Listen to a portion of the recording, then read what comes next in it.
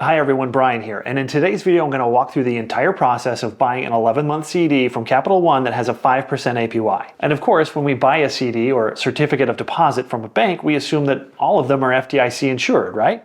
And granted, credit unions do have a separate form of insurance called NCUA that also covers up to $250,000 for each account. But what if a bank chooses to exclude their CDs or other products from being insured? I don't know about you, but my first question would be, why? Why would you choose not to have a product insured? What would be the benefit to the bank? Look, the whole reason that I'm bringing this up is because one of the viewers from my video over here where I cover the top CD rates was in the process of buying a CD from Capital One where they suddenly hit a bit of a snag. And she did exactly like she should.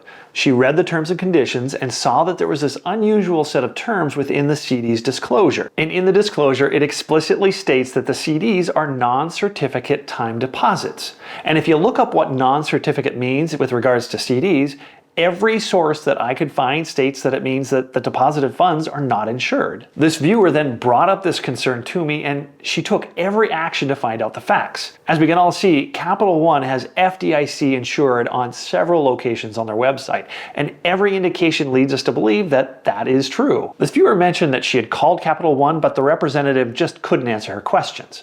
I also took the same approach to call them, but I also could not get a resolution. The next best thing was to bring up my concern on Twitter directly to Capital One, and in less than an hour, they had responded. Their response was fairly simple in nature and just stating that the CD accounts are all covered up to the maximum allowed from FDIC. But they never addressed my concerns about the language in the disclosure. So the big question that we're all asking about Capital One is, are their CDs FDIC insured? Well, I'm going to lean towards yes. They acknowledged my question directly about their CD on Twitter, where it's out there for the entire world to see. My belief is that once they publicly acknowledge that this specific CD is FDIC covered, then it should prove legally binding if things go a little south. But the best thing that Capital One could do for all of us is simply change the language of their disclosure statement. Even though there was this misunderstanding about their FDIC coverage, I feel it's still safe enough to buy their CD, and quite honestly, at 5%, it's tough to pass up. With that said, I'm going to walk through the entire process of buying a CD. And as I walk through that process, I'm going to show you what I look for and all of the options that are available when you buy a CD. And this is going to be true for most any bank or institution that you buy a CD from. This way, you're going to have a better idea of what to look for with regards to how you receive your interest payments or even the options once the CD hits its maturity date. Before moving on, I have a favor to ask. If you like my content here on YouTube, I'd love it if you'd press the like button so my channel can grow. Better yet, I'd love it if you'd consider subscribing so you can be up to date with all of my latest videos. Thanks again. Here we are on the main page of Capital One, and it gives you what their rates are over the next few time periods, and you can click on Open an Account. And it pops right up. Do you have a Capital One login? For me personally, I already have one, so that's what I have to click. For the rest of you, choose what's appropriate for you. Since you're already a customer, we're going to pre-fill the information for you. It actually does go pretty smoothly when they fill it all in.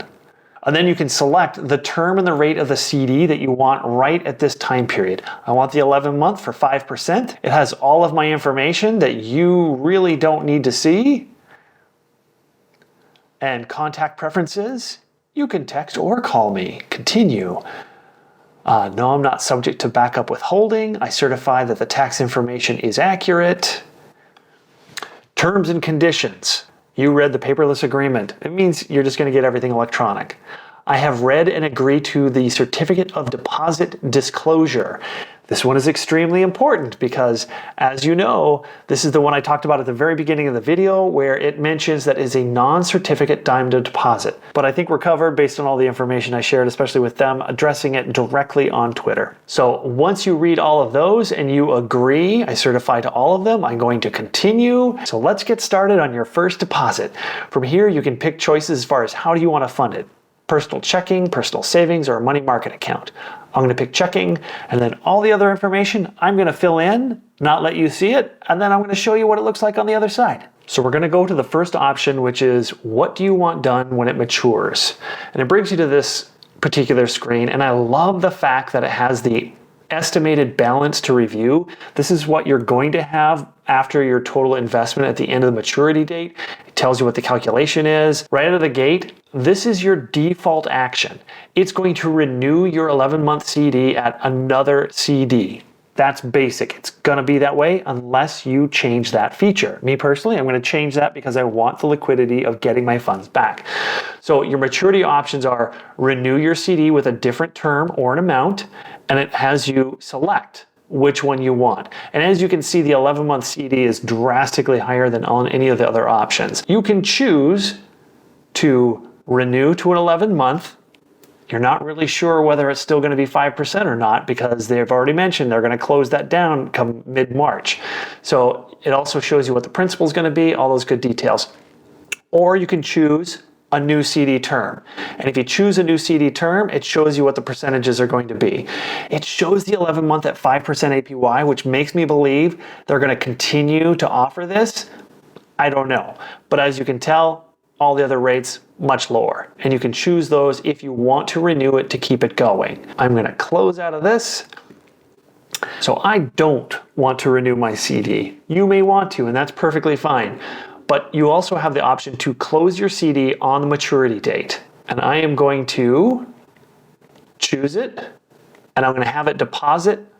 Your maturity plan has been set to close on the maturity date. Success. Yay. And as you can tell, it has the closing date of January 15th, 2024, because today is February 16th or so. And it has some frequently asked questions that I actually really appreciate that they've put right here on this front page as far as when do I need to provide Capital One with my maturity instructions? And this is really important because you have to provide them the actual instructions before your maturity date. If you decide to change it other to what you already have, you have to do it before the maturity date. Otherwise, it's going to lock you in for what you've already chosen. And the next question, will Capital One remind me of the maturity date? Yes, they're going to send you an email 1 month prior, which is fantastic. And also, can you add money when it rolls over? And the answer is yes. You can definitely do it. You have like a 10-day grace period where you can actually add those funds.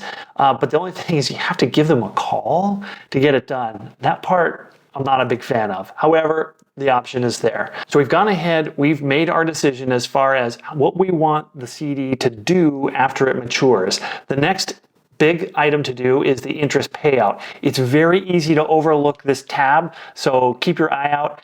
Go ahead, you click on this tab, so you can go ahead and just keep the interest in my CD. It looks like this is the default, but you have other options. You can pay out the interest monthly or annually. It's only 11 months, so annually is essentially the same as the entire term. So you can turn on payments. Let's say I choose every month, and I can choose my bank account, click OK. Or I can make the decision as once a year.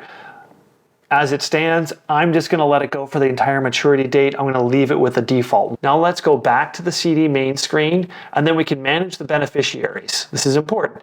You can add your beneficiary. I highly recommend this because if you don't, if there's any issues, if you pass away, then if you don't have a beneficiary there, then it has to go to probate court. Nobody wants to do that. So definitely add your beneficiary, and it brings up that screen. Text me a temporary code, and it's going to send it to my phone number. And now I have to enter the digit code, and they thank me for validating my identity. Awesome. That's always the best. So then I can add my beneficiary. I'm going to do that separately outside of the screen, but you can see you're going to enter their name, you got to have their social security number, their date of birth, and then you can add the beneficiary. And I'm going to do that right now. So one of the items I definitely want to cover on here is the terms and conditions for the CDs.